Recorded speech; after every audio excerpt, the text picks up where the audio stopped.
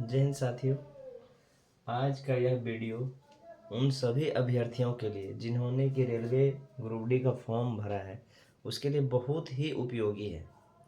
तो आप सभी से अनुरोध है कि ये जो जितने भी लोग आरआरबी ग्रुप डी का फॉर्म डाले हैं इस वीडियो को पूरी तरह से देखिए और अपने सभी दोस्तों के साथ शेयर करिए, क्योंकि पढ़ते तो सभी हैं लेकिन पढ़ना क्या है, कैसे पढ़ना है, कम समय में रिजल्ट कैसे हो, उस पर ये वीडियो पूरी तरह फोकस है।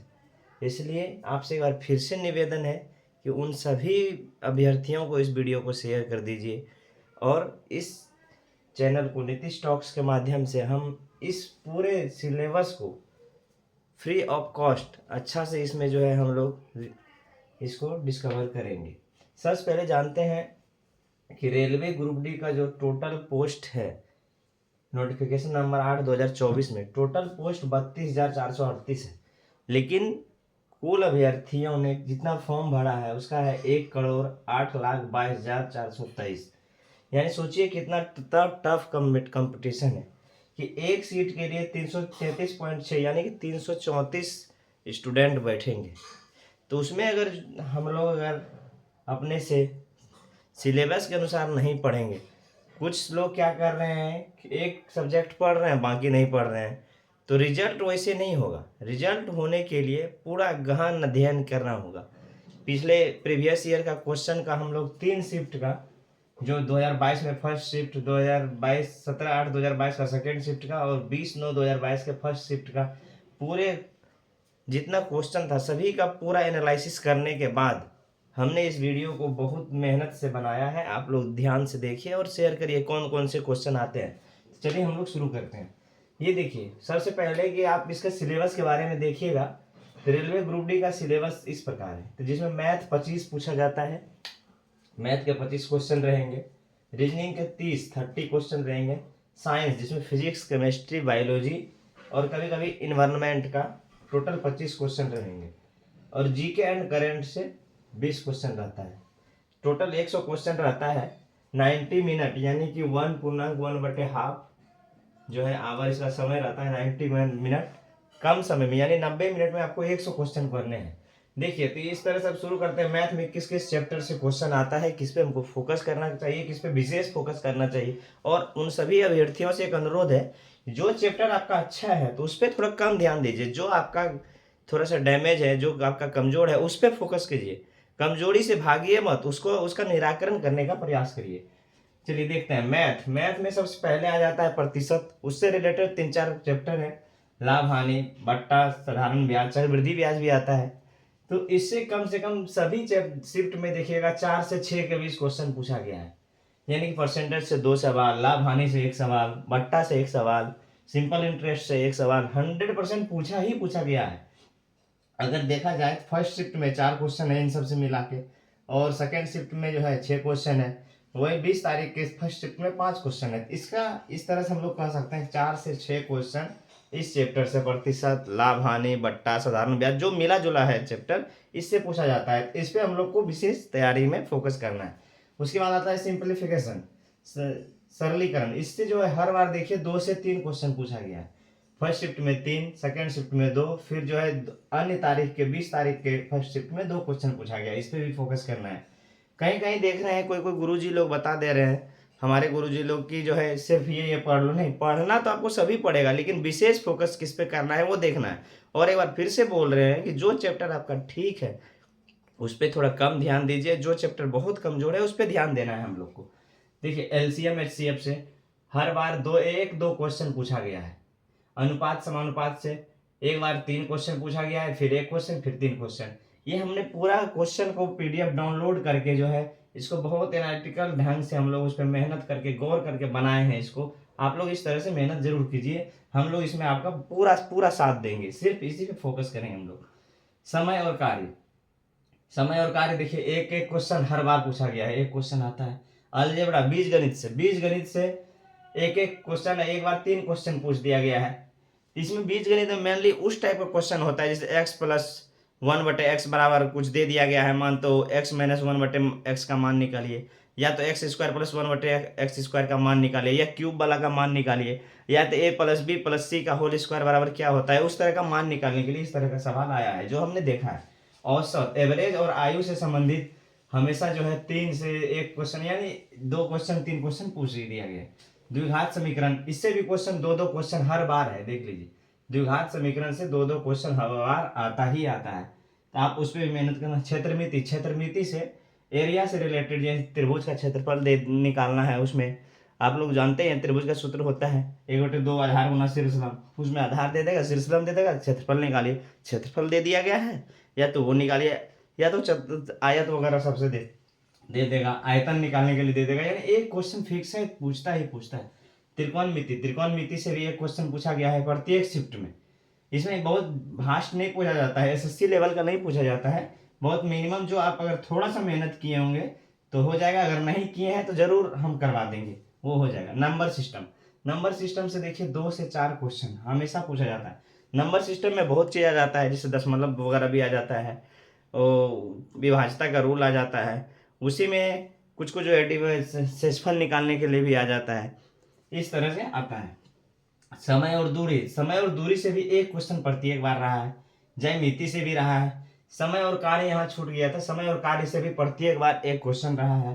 पाई चार्ट से हमेशा एक क्वेश्चन रहा है, देख लीजिए। और एक चीज इसमें, एक चीज और है, उसमें जो है सांख्यांकी से भी एक क्वेश्चन रहता है, कभी कभी रहा है। हम लोग 4-5 प्रीवियस ईयर के क्वेश्चन का सेट का एनालाइज किए हैं, उसमें प्रीवियस सांख्यांकी से भी एक क्वेश्चन रहता है, जैसे माध्य निकालना है, माध्यिका निकालना है, इस तरह से रहता है। अब चलिए रीजनिंग, ये हो गया। इसमें देखिएगा तो आप 25 से 26 क्वेश्चन हर शिफ्ट में पूछा गया, यहाँ बोला है 25, लेकिन 25 से 1-2 क्वेश्चन घट बढ़ सकता है, घट बढ़ सकता है। अब रीजनिंग की बात करें, जो मेन चैप्टर है रीजनिंग में, अल्फाबेट, अल्फाबेट में हर बार देखिएगा 4 क्वेश्चन, 3 क्वेश्चन, 5 क्वेश्चन, यानी 3 से 5 के बीच अल्फाबेट से क्वेश्चन आया है। क्रम, उसमें अल्फाबेट से ही थोड़ा सा सीरीज हटा के दे देगा, तो आपको अल्फाबेट का नंबर याद रहेगा तभी वो बन सकता है। अब दूसरा देखिए, सिटिंग अरेंजमेंट, क्रम का चयन करना है, उसमें सिटिंग अरेंजमेंट से हमेशा क्वेश्चन पूछा गया, और ज्यादा क्वेश्चन पूछा गया, 4 से 5। ये हम अपना एनालिटिकल करके क्वेश्चन आप पीडीएफ से भी डाउनलोड कर सकते हैं, देख सकते हैं। उसका जो है 4 से 5 क्वेश्चन हमेशा, हम लोग पूरा क्वेश्चन को इसका रिवाइज भी कराएंगे, किस टाइप का क्वेश्चन आया है, और उसको हम लोग देख लेंगे एक बार पहले, उसके बाद उसके आधार पर आगे बढ़ेंगे। अल्फाबेट, एनालॉजी और सीरीज से भी, जो एनालॉजी होता है और सीरीज, उससे भी क्वेश्चन 4 से 6 के बीच हमेशा पूछा गया है, सब शिफ्ट में देख सकते हैं। इसको कथन निष्कर्ष, इसको साइलोलिज्म बोलते हैं, बहुत लोग साइलोलिज्म को नहीं समझते हैं, जो इजी होता है। ये कथन निष्कर्ष से भी जो क्वेश्चन 5 से 7 के बीच पूछा जाता है, एक बार 5 क्वेश्चन पूछ दिया, एक बार 7, एक बार 4। देखिए कैलेंडर, कैलेंडर से 1 से 2 क्वेश्चन, समय, घड़ी और कैलेंडर का जो होता है उससे 1 और 2 क्वेश्चन पूछा गया है। डायरेक्शन, डायरेक्शन से हमेशा 2 से 3 सवाल रहा है। समुच्चय, सेट वाला जो क्वेश्चन रहता है, जैसे कि वो ट्रिपलेट टाइप का जो सेट होता है, आप जान रहे होंगे, उस तरह से भी क्वेश्चन समुच्चय से एक क्वेश्चन हर बार पूछा गया है। नॉन वर्बल भी कहीं कहीं 1-2 बार पूछ गया है, नॉन वर्बल। वेन आरेख से क्वेश्चन है, धारणा है, कूट करने के लिए भी दिया गया है, जानते हैं, उससे भी हर बार क्वेश्चन 1 से 2 क्वेश्चन पूछा गया है। अब आइए साइंस, साइंस से 25 क्वेश्चन रहता है, 25 क्वेश्चन में से आप हमेशा 24-25 देखिएगा क्वेश्चन, उसमें 25 रहता है। तो देखिए फिजिक्स में पहला बार जो है 8 क्वेश्चन पूछा गया है, इसमें फिर 9 हो गया है। केमिस्ट्री में 9 था तो इसमें 6 हो गया। बायोलॉजी में 7, 7, 6, यानी कि हर बार 7, 8, 7, 8, 9, 10 क्वेश्चन। इसमें देखिए, इसमें फिजिक्स से 10 क्वेश्चन है। फिजिक्स में भी क्या है में इंपॉर्टेंट, लाइट चैप्टर, लाइट थोड़ा बड़ा चैप्टर है, लेकिन लाइट चैप्टर से आप देखिएगा तो हर बार 4 क्वेश्चन है। देखिए फर्स्ट शिफ्ट में भी, सेकेंड शिफ्ट में भी, और थर्ड शिफ्ट जो अगला डेट का है उसमें भी 4 क्वेश्चन है। इलेक्ट्रिसिटी, इलेक्ट्रिसिटी से क्वेश्चन हमेशा है, इसमें 2 है, इसमें 4 है, इसमें 3 है। इलेक्ट्रिसिटी और प्रकाश का न्यूमेरिकल भी पूछा जाता है, जैसे हम लोग जानते हैं वोल्ट दिया गया है, ओम निकालना है, आई निकालना है, बी बराबर आई आर सूत्र भी जानते हैं, उस तरह से एफ बराबर r/2, वक्रता त्रिज्या बराबर जो हम लोग पढ़े हैं, फोकस दूरी बराबर वक्रता त्रिज्या 2, उस तरह से नॉमरिकल, इजी नॉमरिकल पूछा जाता है, जिसको हम लोग डिस्कस भी करेंगे। चुंबक चैप्टर से भी पूछा गया है, मैग्नेट से। न्यूमेरिकल देखिए हमेशा, गुरुत्वाकर्षण से भी कहीं कहीं सवाल आए हैं, हीट से 1 सवाल 2 सवाल आ जाता है। तो इतना ही चैप्टर, बहुत ज़्यादा कुछ सब चीज़ नहीं पढ़ना है, जो पढ़ना तो सब चीज़ है, लेकिन बहुत ज़्यादा नहीं पढ़ना है, जरूरी है जो पढ़ना है वो हम लोग पढ़ेंगे। अब केमिस्ट्री की बात करें तो 9 क्वेश्चन इसमें, फिर दूसरे में 6, फिर 7, यानी 7 से 6 से 9 के बीच पूछा जाता है। उसमें देखना क्या है, यौगिक, यौगिक से संबंधित सवाल आता है। परमाणु क्रमांक हो गया, परमाणु भार हो गया, समस्थानिक संभारिक का सुने होंगे। आवर्त सारणी का क्वेश्चन आता है, आवर्त सारणी से, मिश्र धातु से, अभिक्रिया से, अभिक्रिया से 100% एक दो क्वेश्चन हमेशा हम देखे हैं, और आवर्त सारणी से ये आता ही आता है। इसमें एक और छूट गया था, रासायनिक नाम, याद है रासायनिक नाम कहा जाता है, एक सूत्र बताइए या रासायनिक नाम इसका क्या है। बायोलॉजी, बायोलॉजी से 6 यानी 6 से 7 क्वेश्चन पूछा जाता है। उसमें मेन रूप से आप जानते हैं मानव रोग और उसके उपचार से संबंधित, मानव शरीर के अंग के तंत्र के बारे में कैसे काम करता है उससे संबंधित क्वेश्चन, पादप से संबंधित पूछता है, और अन्य जगह से भी एक दो क्वेश्चन पूछता है। करंट अफेयर्स, करंट अफेयर्स में देखिएगा तो फर्स्ट शिफ्ट में 9, सेकेंड शिफ्ट में 8, और दूसरे दिन में 7 क्वेश्चन पूछा गया है। यानी करंट अफेयर्स देखिए 20 क्वेश्चन अगर जीके का क्वेश्चन है तो 20 क्वेश्चन में 7 से 9 के बीच सिर्फ करंट अफेयर्स का है। करंट अफेयर्स में भी क्या जरूरी है, जैसे योजना, हर बार सरकार के द्वारा, किसी भी सरकार के द्वारा क्या क्या योजना लॉन्च किया गया नया नया जो मानव के लिए उपयोगी है। नियुक्तियां, हाल फिलहाल में किस पद पे किसकी नियुक्तियां हुई उसको देखना है। खेल से संबंधित करंट अफेयर्स रहता है। पुरस्कार, पुरस्कार छोटा से बड़ा तक सभी तरह के पुरस्कार किसी भी आ सकते हैं। अभ्यास, जैसे कभी कभी भारत और अमेरिका के बीच अभ्यास होता है, भारत रसिया के बीच सैन्य एक्सरसाइज होता है, उससे संबंधित, या पुस्तक से भी सवाल पूछा जाता है कि पुस्तक का हाल फिलहाल में क्या विमोचन हुआ। पुस्तक के बारे में हम किसी भी शिफ्ट में नहीं देखे हैं, लेकिन सवाल आते हैं। इस तरह से देखिएगा तो करंट पे भी अगर फोकस करिएगा 7 से 9 क्वेश्चन, 20 में से 7 से 9 क्वेश्चन इसी से आते हैं। अब चलिए ज्योग्राफी, ज्योग्राफी में फर्स्ट शिफ्ट में 4 क्वेश्चन पूछा गया है, सेकंड में 5 क्वेश्चन पूछा गया है, और अलग दिन 3 क्वेश्चन पूछा गया है। जिसमें से हम जो देखे हैं सभी में कॉमन जो है, सबसे ज्यादा कॉमन है नदी।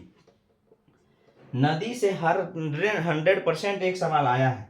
कोई भी नदी का उद्गम स्थल कहाँ है, किस राज्य में बहती है, कहाँ गिरती है, ये क्या बनाती है, इस तरह से क्वेश्चन हमेशा पूछा गया है। अक्षांश से भी क्वेश्चन पूछा गया है, इसमें वन से क्वेश्चन पूछा गया है, कहीं कहीं परिवहन से क्वेश्चन पूछा गया है, कहीं से भी आ सकता है, लेकिन नदी इंपॉर्टेंट है।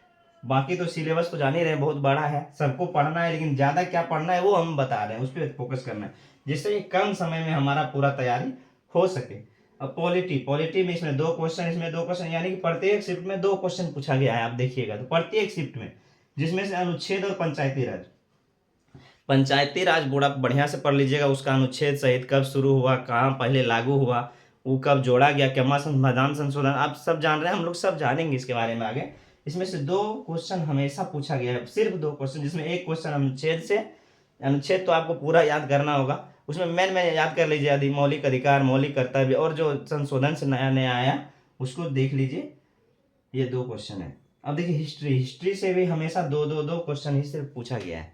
हिस्ट्री से 2 क्वेश्चन में से एक मॉडर्न हिस्ट्री का है, और एक धर्म से संबंधित, या तो बौद्ध धर्म, जैन धर्म, इस्लाम धर्म, इस तरह से पारसी धर्म, उस तरह से एक सवाल हमेशा पूछा गया है, और एक मॉडर्न हिस्ट्री से। जिसे एक सवाल हमको याद आ रहा है, इसमें पूछा गया था सविनय अवज्ञा आंदोलन कब शुरू हुआ था। ये पूरा जो है आपको पता है 1930 में शुरू हुआ था, ये 1930 में हुआ सविनय अवज्ञा आंदोलन। ये हिस्ट्री का आधुनिक भारत का चैप्टर है, वो चैप्टर में आता है। इकोनॉमिक्स, इकोनॉमिक्स कभी 2 कभी 3 क्वेश्चन पूछा गया है, जिसमें से हम जो गौर करके देखें राष्ट्रीय आय, राष्ट्रीय आय से संबंधित एक क्वेश्चन पूछा गया है, और मुद्रास्फीति से, और उसमें पंचवर्षीय योजना भी आता है। ये सब मुख्य मुख्य टॉपिक है जिसमें ग्रुप डी में हमेशा सवाल आते हैं। जो 2-3 क्वेश्चन बचते हैं इसमें, वो मिसलिनियस टाइप के हो जाते हैं, किसी भी चीज़ में आ जाएंगे, वो कहीं से भी आ जाएंगे, मिसलिनियस, विविध जिसको बोलते हैं हम लोग। तो इस तरह से हम लोग देखें कि हम लोग को क्या पढ़ना है, मेनली क्या पढ़ना है, क्या चीज़ पे फोकस करना है।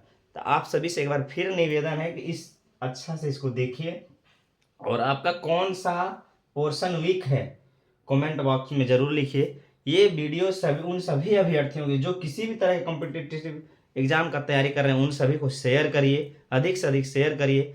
और ये वीडियो आपका कैसा लगा, इतना मेहनत करने के बाद आप जरूर अपना कमेंट बताइएगा, और क्या इसमें सजेशन भी दीजिएगा, और इसमें क्या सही होना चाहिए। बाकी हम लोग इसके जितने भी क्वेश्चन आए हैं उसका विस्तृत जो है अच्छा से शॉर्ट ट्रिक के मेथड से, मतलब कम समय में कैसे बना सकें, क्योंकि 90 मिनट में ही हमको 100 सवाल बनाना है, तो उसको देखना है आपको। ये सब सभी चीज़ें, इसका एनालिसिस जो है अब आगे जो है नीतीश टॉक्स यूट्यूब चैनल पे मिलेगा। आप सभी से अनुरोध है इस सभी वीडियो उन सभी अभ्यर्थियों को शेयर कर दीजिए जो कि किसी भी गुरुजी के चक्कर में तुरंत आता है और नया नया बैच में भिड़ जाते हैं। तो सिलेबस को एक ही बार पढ़ना है, बाकी एग्ज़ाम निकालना है तो आपको खुद से मेहनत करना होगा।